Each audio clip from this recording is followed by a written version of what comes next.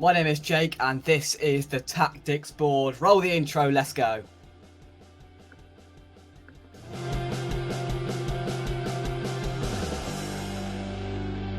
A very good afternoon to you and welcome back to West Ham Unofficial. Hope you are all well. Something a little bit different.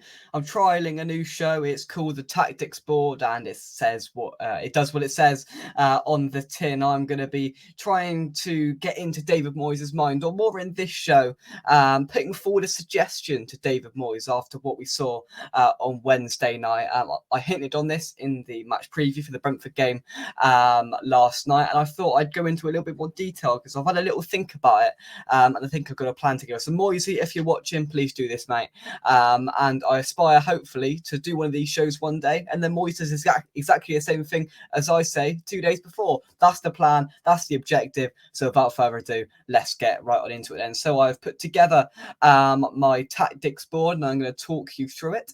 I'm going to bring it up onto the screen right now for you. So here's the lineup that I would be starting with if my name was David Moyes. I'm just going to adjust my screens over so I can adjust the players. There we go. Right, so I am ready to go. So this is the team that I picked just to run through it. Alphonse Areola to return in goal, Premier League keeper, of course. Naifa Gerd, Dinos, Mavropanos. The name wouldn't fit on there, so I had to put Dinos. Konstantinos Mavropanos to start in the Premier League. I think he deserves it. He's been very good in the games that he's played. In my opinion, he's been one of the shining lights in the cup games. Kurt Zuma to come back into the team, club captain. Hopefully, he's fit enough for the game. Right wing back, I'm going to go for Vladimir Soufal and then Emerson on the left hand side. Souček sitting, James Ward-Prowse a little bit more progressive, Ben Rama on the left, Kudus on the right, and then Jarrod Bowen leading the line. So this formation is a little bit out there. It's a sort of 5-1-1-2-1. That makes absolutely no sense. I am aware of that, but a sort of back 3/5, one sitting midfielder, one a little bit more progressive, and then a front three that out of possession have the ability to track back and support the defensive players as well. These are more wingers out here. So Ben Rama and Kudus can either in and out of possession can push up and get near and support Jarrod Bowen, but then again can push back when we are retreating and deep in our own half as well.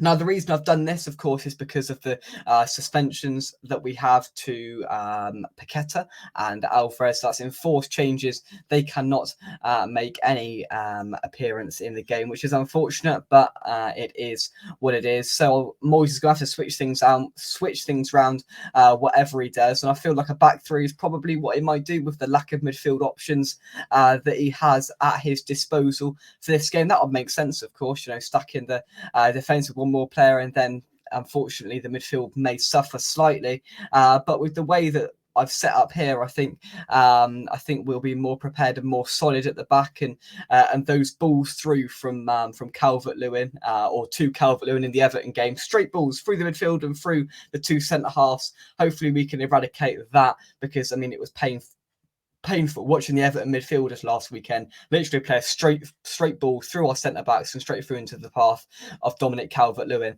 So we need to get rid of that. We need to stop that and eliminate that risk, because they've got some pacey players. Visa and Mbeumo are very dangerous. So Moyes needs to have a plan to counteract that, and probably stuck in three centre halves and being compact and really hard to break down, which is Moyes' game plan, could be the way forward against a bright and pacey Brentford forward line. In this midfield, of course, Souček, it's not him in his preferred position, but really he's probably the best option with Alvarez unavailable for this game. I'd expect to an extent that he won't have to be as deep as Alvarez has got in some games with just the two centre-halves, because we've got the cover of Mavropanos there as well. I'd expect him to loiter around and to sort of pick up any loose ends and do that Alvarez number 6 role as Thomas Souček. And look, I know he prefers to be more progressive, but I'd rather him there than James Ward-Prowse, because I think we'd all prefer James Ward-Prowse to be controlling the game in the other half. Of course, tracking back when needs be. They will become, at some point, they will become a two-man sort of midfield like this, and it will become quite deep. But when we're getting the ball, we're pressing up and we're counter-attacking, James Ward-Prowse can go and Souček can sit. And of course, you know, he's going to have to be up there for his set-piece abilities as well, James Ward-Prowse. Yeah, obviously Souček will be up there in the box, heading them in from set pieces. But predominantly, I'd expect, if Moyes played his system, I'd expect him to have Thomas Souček is the sitting, you know, it's not orthodox, but for him to do the number 6 role, and then probably James Ward-Prowse to loiter around this area a bit more, spray the balls off to Kudus and Ben Rama, and maybe give some support on the layoff to Jared Bowen as well. You know, and of course you've got the wing backs who will cut inside as well. Soufal likes to run down the line and cut inside, and you know, the same similar thing with Emerson, who's had a great run of form, will come back and help out his left centre back Naya Fagerd, of course, Emerson, but he's been brilliant when going forward, and him and Emerson, him and Ben Rama, sorry, I believe have got quite a good relationship, and yeah, Ben Rama does that little bit more defending than maybe Paqueta, so having him there could help as well, as I said, with needs be to push back and support. Kudus does it all, really, doesn't he? Attacking wise, he drops back into midfield to cut back in. So if we are being overrun, realistically, these two can drop back in and support. Not all the time, because that will leave Mr. Jared Bowen up front incredibly isolated. But I think there's a lot of fluctuation when we're playing these players, and we saw it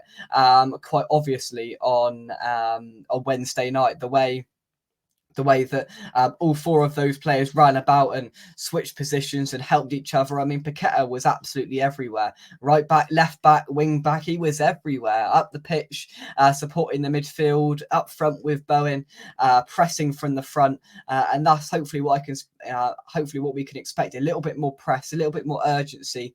And I think we just look a lot more better. We looked a lot more better. That is really good English, isn't it? A lot more effective with this sort of system.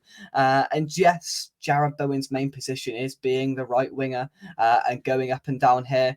But I think he pretty well and swiftly proved himself as not an established, because he isn't established, but as a very capable, that's the word I wanted, a very capable striker to lead the line if needs be. And I think it's an option that Moyes is going to continue to pursue.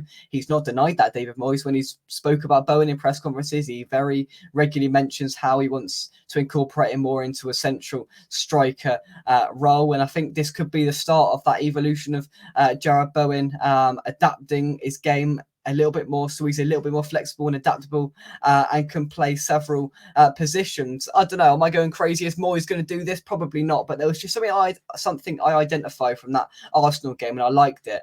I liked the way we passed the ball about in midfield and pressed really well. I mean, as a side, we don't press with Mikel Antonio in the team. We just don't press. But a couple of times we really pressed in a pack and contained Arsenal effectively and put them under pressure. A couple of loose passes, you know, a goal kick went a little bit astray from Aaron Ramsdale. The things that pressing does, you know, is pressure on a team, putting pressure on a team, which is something that we don't usually do. And we did that on Wednesday night, and it was effective. We rattled Arsenal, and we managed to, of course, get over the line, as we know, in superb fashion. So I've just got a feeling David Moyes might float the boat out a little bit more and try and experiment, because that's what he wanted to do.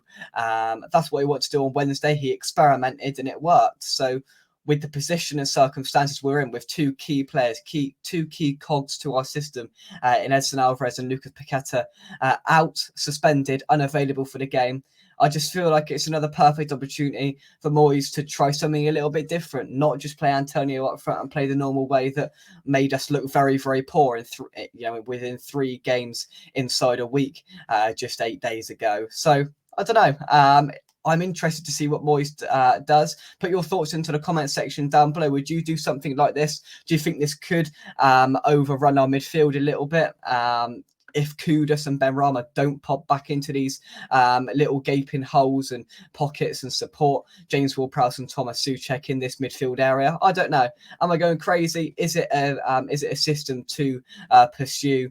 I mean, we've got suspensions, so Moyes is going to have to do some shuffling around, do some changes, and play a little bit differently, because we are going to have different personnel in those positions. And I feel like just covering our own back a little bit with 3 centre halves and wing backs, if needs be, that can sit and support that back line, that 2-man midfield. If they work hard and if they're effective in their roles, I think we can get a decent result at Brentford and shock them and not be as predictable as we have been in the Premier League and in recent games, because we've become a very predictable football team, and all teams need to do is just watch a couple of our games to know what we're going to do. All of a sudden, Arsenal looked a little bit shocked last night because we were doing different things to what we usually do, and it was positive, and we got a positive result out of it. So maybe we could have the same fate against Brentford on Saturday. Thank you very much indeed for watching. Drop a like on the video, subscribe to the channel, put your formations and team selection into the comment section down below. Do you agree with what I've done? What would you change? Let's have a debate. Put your thoughts into the comment section down below. That's it from me. Thank you very much indeed.